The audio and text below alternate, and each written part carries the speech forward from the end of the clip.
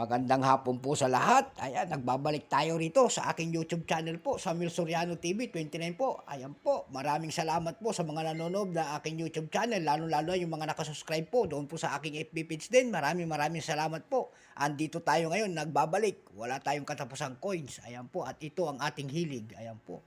Magandang hapon po sa lahat ng kolektor, Luzon, Visayas, Mindanao, kung saan kayong panig ng mundo po. Ang ating pag-uusapan po ay world coins. Ayan.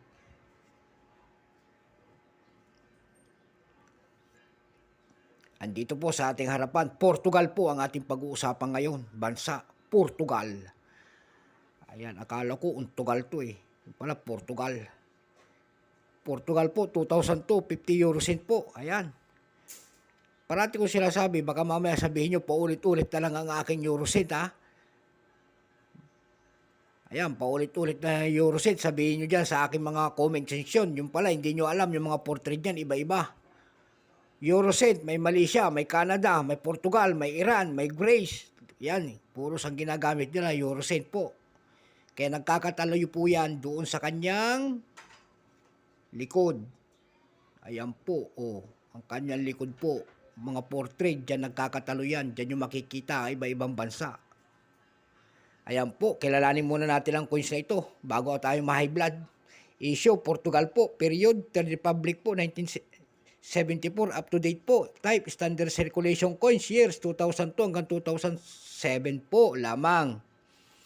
Value, 50 euro cent po. Currency, euro, 2002, up to date po. Composition, Nordic gold.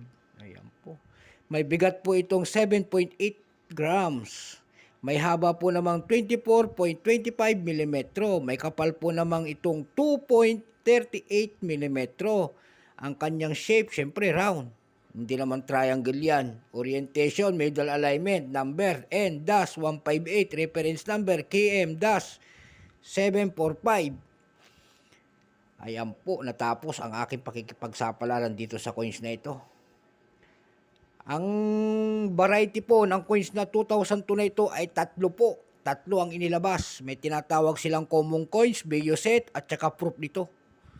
Kaya tatlong variety ang kanyang inilabas. Ang aking hawak po ay common lamang. Kaya ang percentage nito po ay 91%. Ayan po. Ang ginawa po naman itong piraso na barya ay 151,947,133 piraso po. Ayan. Doon naman sa BUSIT po ay 2% lamang. Ang ginawa po doon na mintage po noon kung ilang piraso ay 55,000 lamang. Doon naman po sa proof nito ay 0.4, 15,000 lamang. Ayan. Sana nasusundan nyo. Baka mamaya naging bingi kayo. Ayan po, doon po pumunta tayo sa Numista. Mayroon na pong price appraisal kung tawagin ng ating mga kolektor ito. Yung good po ay 30 pesos. Yung very fine, 30. Extra fine, 30. Yung almost uncirculated po nito ay 48 pesos.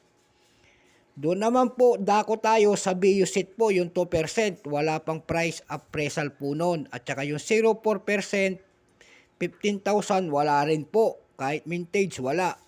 Ayan. So, naghanap-hanap tayo kasi itong hawak natin is common coins. Kaya kailangan natin hagilapin doon sa numista.com, mga presyo nito. Nakakita naman tayo doon ng presyo nito, doon sa numista.com po, pandaigdigan po na bintahan ng coins. May 0.7 dollars binibenta doon, nakapaskil. Doon naman po sa pangalawang site na pinuntahan natin, isa rin pandaigdigan po na bintahan ng coins, ebay.com po. Nakakita po tayo doon ng presyo nito na 14.99 dollars. Mayroon din po naman nagbebenta doon ng 6.50 dollars at saka 6.34 dollars. Ayan po.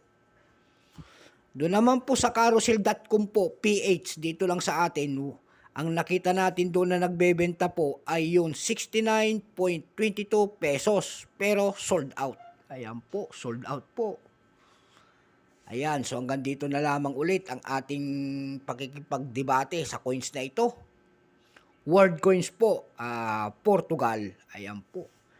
Magandang hapon po sa lahat ng aking mga viewers dyan. Ayan po, maraming salamat po sa aking mga subscriber po.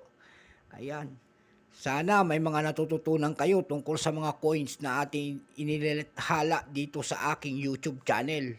Kung ano ba talaga ang tunay na presyo nito. Parati kong sinasabi kasi yung mga sa mga realidad na sinasabi ko, yung mga selling price na sinasabi ko dito, yung po ay pandaigdigan.